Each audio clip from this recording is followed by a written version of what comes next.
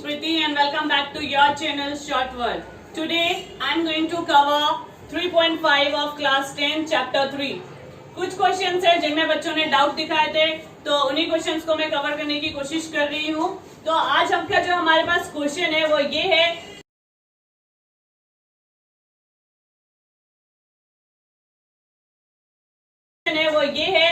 ए और बी दो प्लेसेस हैं जो कि 100 किलोमीटर अपार्ट है, यानी कि ए और बी की जो डिस्टेंस है वो 100 किलोमीटर है। एक कार ए से स्टार्ट होती है और एक बी से स्टार्ट होती है और वो सेम डायरेक्शन में आगे जाते हैं और 5 घंटे के बाद वो आपस में मिल जाते हैं। तो स्टार्ट करते हैं। सपोज करो जो कार ए से स्टार्ट होती है, ए फर्स्ट कार, उसकी जो स्पीड है x किलोमीटर पर आवर है। बी से जो स्टार्ट हो रही है वो है y किलोमीटर पर आवर और वो सेम डायरेक्शन में चल रहे हैं। 5 घंटे के बाद ए और बी से जो कार स्टार्ट हुई थी वो मिलते हैं सी पॉइंट पे। सपोज ए से स्टार्ट होने वाली कार और बी से स्टार्ट होने वाली कार यहाँ पर सी पॉइंट पर मिल जाते हैं 5 घंटे के बाद। तो देखते हैं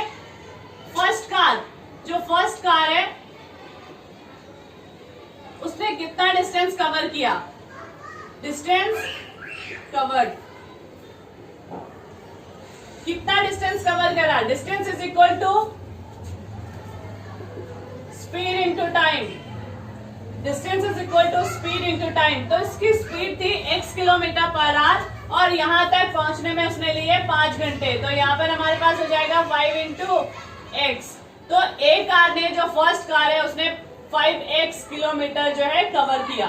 इसी तरीके से सेकेंड कार का हम देखेंगे। सेकेंड कार ने यहाँ बी से वो स्टार्ट हुई और सी पे मिली, तो उसने जो डिस्टेंस कवर करा वो था हमारा BC और ये है 5y। तो ये डिस्टेंस जो है वो है AC और ये जो है वो है BC।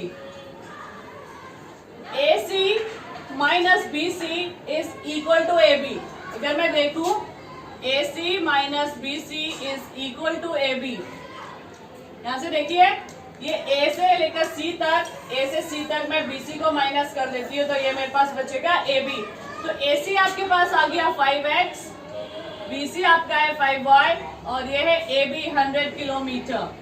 यहां से 5 को आप कॉमन ले लीजिए तो यह आ जाएगा 100/5 दैट इज 20। तो फर्स्ट इक्वेशन जो आई मेरे पास x minus y is equal to 20, ये आपकी फर्स्ट इक्वेशन। सेकेंड केस जो है इसका वो ये कहता है A और B सेम प्लेसेस है 100 किलोमीटर अपार्ट। ए से कार जो स्टार्ट हो रही है और बी से जो कार स्टार्ट हो रही है, अब वो अपोजिट डायरेक्शन में चल रहे हैं। पहले वो सेम डायरेक्शन में चल रहे हैं, पहले वो सेम डायरेक्शन में थे, अब वो अपोजिट डायरेक्शन में चल रहे हैं। ए इधर के साइड चल रहा है, बी इधर से इधर आ रहा है। सपोज करो वो एक पॉइंट डी पे मिल जाते हैं और ये डी पर 1 घंटे के बाद मिल रहे हैं। यहां से कार चली, यहां से कार चली और ये दोनों 1 घंटे के बाद मिलते हैं। तो ए ने कितना कवर किया फर्स्ट कार में। सेकेंड केस है फर्स्ट कार ने कवर किया AD और कितना टाइम लिया। स्पीड क्या है x, टाइम कितना है 1, तो 1 इंटू एक्स यानी कि x। बी ने कितना कवर किया, सेकेंड वाली ने BD और ये हो जाएगा हमारा y into 1 that is y। और x और AD प्लस BD मिलकर क्या बनाता है AB। AD plus BD is equal to AB। तो हमारे पास हो जाएगा x plus y is equal to 100। ये आपकी आ गई सेकेंड इक्वेशन। फिर से देखिए, A से कार स्टार्ट हो रही है, B से कार स्टार्ट होती है और दोनों अपोजिट डायरेक्शन में चल रहे हैं। एक इधर चलता है, एक इधर चलता है और D पॉइंट पर आकर वो दोनों मिलते हैं 1 घंटे के बाद। स्पीड हमारी x किलोमीटर है, एक ही इसकी y। तो हमने 1 घंटे में मिल रही है, तो x into y, speed into time is equal to distance covered. तो a ने यहां से जो कार चलती है उसने कवर करा AD, यहां से जो कार चलती है उसने करा BD।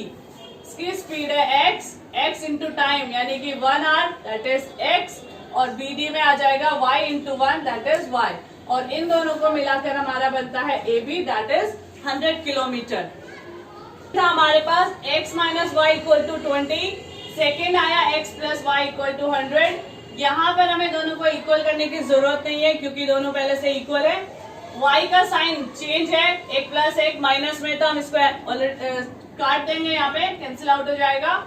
x प्लस एक्स मिलकर 2x, 100 प्लस 20 120, और x की वैल्यू आपके पास आ गई 60 किलोमीटर पर आवर।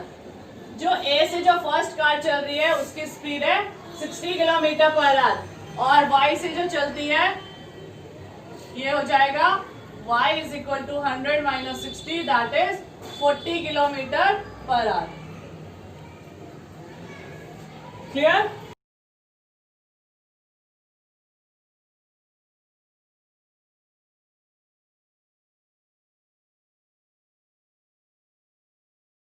नेक्स्ट जो क्वेश्चन है आपके पास वो ये है, आपके पास रेक्टेंगल है, एक रेक्टेंगल जिसकी लेंथ x है और ब्रेथ जो है y है। अगर इसकी लेंथ को हम 5 यूनिट कम कर देते हैं और ब्रेथ को 3 यूनिट बढ़ा देते हैं तो इसका जो एरिया है वो 9 यूनिट रिड्यूस हो जाता है। तो let's see area of rectangle.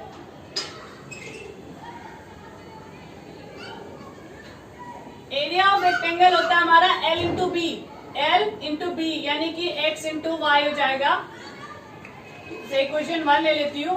अब कंडीशन क्या बोलती है? फर्स्ट कंडीशन बोलती है, हमारा फर्स्ट केस है, फर्स्ट केस कहता है इसके लेंथ को रिड्यूस कर दिया, तो न्यू लेंथ जो आई वो हो गई हमारी 5 कम कर दिया है 5 यूनिट, तो x तो पहले से था 5 कम हो गया है तो ये बना x माइनस 5, और ब्रेथ में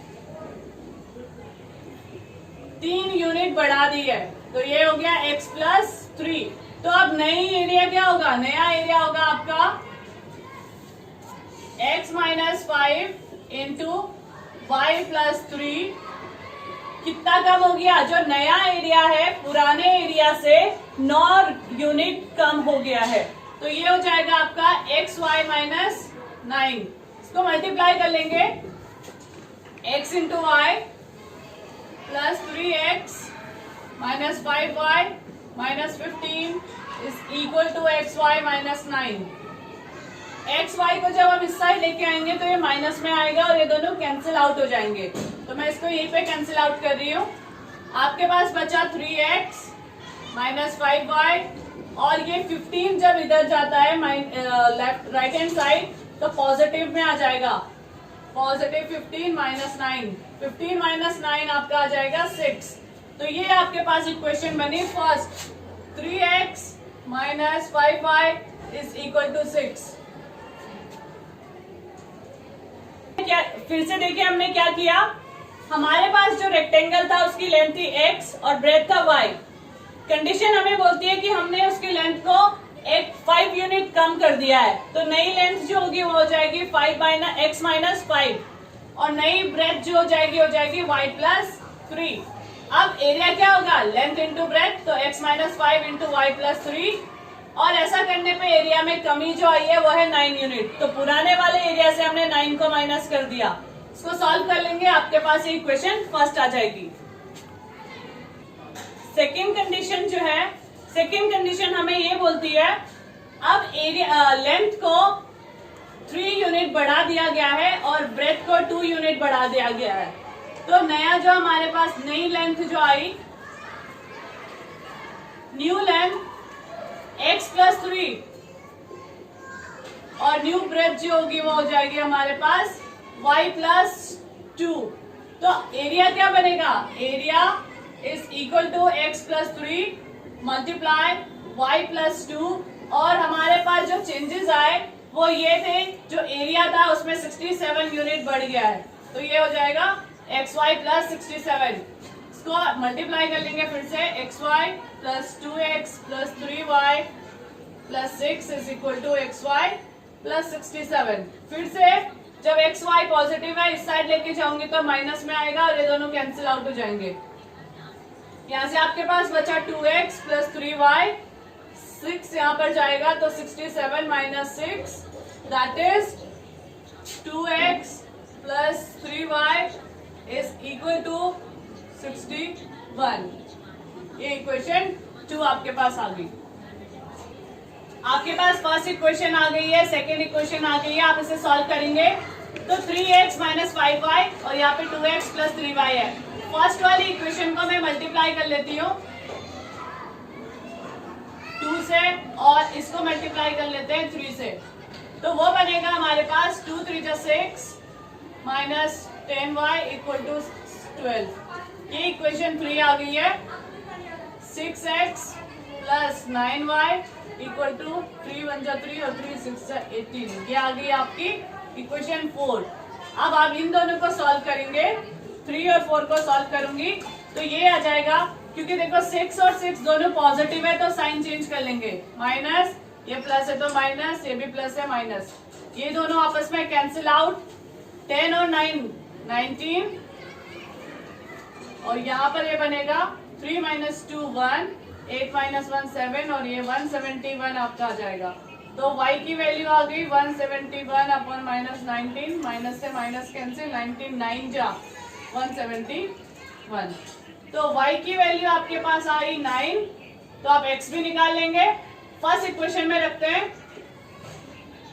3x minus 5 into 9 equal to 6, 3x 45, 3x 6 plus 45 ये हो जाएगा आपका 51 और ये आ जाएगा आपका 3 नीचे 17 टाइम।